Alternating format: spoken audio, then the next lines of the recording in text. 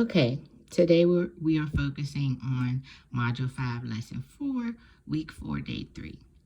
We are going to decompose fractions into sums of smaller unit fractions using tape diagrams. As you can see, I have begun. So here I know that my whole is broken into thirds, and each of these represents 1 out of 3 or 1/3. As a reminder, I know a unit fraction can be defined as a fraction whose numerator is 1. It represents one shaded part of the whole. It represents one shaded part of all the equal parts of the whole. So that means 1 out of blank is a unit fraction. I left this blank because the denominator will change. It can be fourths, it can be eighths, it can be ninths, as long as it is 1 out of that. So anything with 1 in the numerator represents a unit fraction. So here where it says how many equal parts does the 1 have, I know it has 3 equal parts because my denominator is thirds. So it says write the value of the shaded unit. So that will be 1/3 plus another 1/3, which is equal to 2/3. And remember, both of these 1/3s are unit fractions. Why? Because it is 1 out of blank. Now, for my multiplication sentence, if I get a little confused, I can think of it as repeated addition, because I know I have 1/3 2 times. So that means I'm saying 2 times 1/3, which is equal to 2/3. So that is the warm-up. Let's move on to the actual lesson. So today they want us to focus on using a tape diagram and using unit fractions to make equivalent fractions. So here is an example. It started off as 1/5. They broke each fifth into half, which now created tenths. And here, this is now 1/10 shaded and another 1/10, which is equal to 2/10. So this shows me that 1/5 is equivalent to 2/10. The rest of the examples follow the same thing, except they're using different fractions. Remember, an equivalent fraction is the same amount, but different fractions. In class, we talked about this example, 3/3 and 8/8. We know they are both equal to a whole, but they are different, so that means they give us the same amount, and they are different fractions, which makes them equivalent. So let's keep going.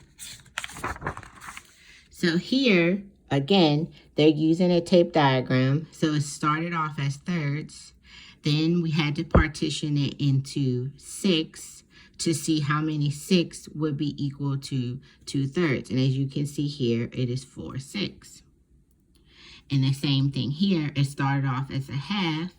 They broke it into eighths to see how many halves were equal to 4/8. How many halves were equal to eighths, and it is 4/8. Now, down here, they would like us to give it a try. So here I see it was a half. They partitioned the half into another half, and now that changes my denominator to 1, 2, 3, 4. And each of these now would be worth 1/4, 1/4, 1/4, and 1/4. And what I have shaded is 1/4 plus another 1/4, which is equal to 2/4. So I'm just going to add that here. So I know 1/2 is the same amount as 2/4. The next one, I want you to try and fill in the questions over here. So this is just continuing practice to find two fractions that are equivalent. Let's take a look here. So they want us to show how 2/5 is equal to 4/10. So I know that this started off as 1, 2, 3, 4 fifths, and it said 2 fifths. So I know that would be here. Now they split it right here in the middle. So that gives me 1, 2 parts. So I got to keep going. Remember, my parts need to be equal. So that's 1, 2, 3, 4, 5, 6, 7, 8, 9, 10. Now I have tenths. And I started off with 2 fifths. So that means all of this would have been shaded and all of this would have been shaded. Because remember, before we partitioned it, it was just 1, 2, 3, 4, 5 parts, and 2 would be shaded in. So now I can see here that once I partition it into tenths, 4 of those tenths is equal to 2 fifths. So this will be 4 tenths. Remember, as a unit fraction, each of these is worth 1/10, 1 out of 10. And if I add them all up to create a sum, so that means 1/10 plus 1/10 plus 1/10, that would equal to 4 tenths. Now the problem set is your turn to try. So I want you to focus on the rest of page 16. And then on page 17, the same, except now they have not given you a tape diagram. So for example, 3 sixths is equal to 6 twelfths. You have to prove that. So you can start off with your own tape diagram. And I know I have to break my tape diagram into 6. And I'm going to try to make my parts as equal as possible. Then I know I have to shade in 3 of my 6 to represent 3 6. So now I have to figure out how can I partition my 6 into 12ths. You might be thinking, well, I know 6 times blank equals 12, which is 2.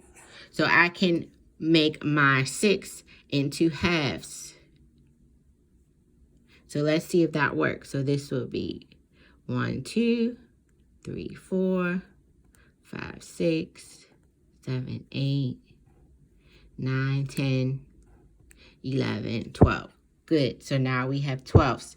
And I'm going to go back and just reshade in so that I can see that this will be 1/12 plus another 1/12 plus another 1/12 plus another 1/12 plus another 1/12 plus another 1/12, which is equal to 6/12. So I just proved that 3 6 is the same amount or is equivalent to 6/12.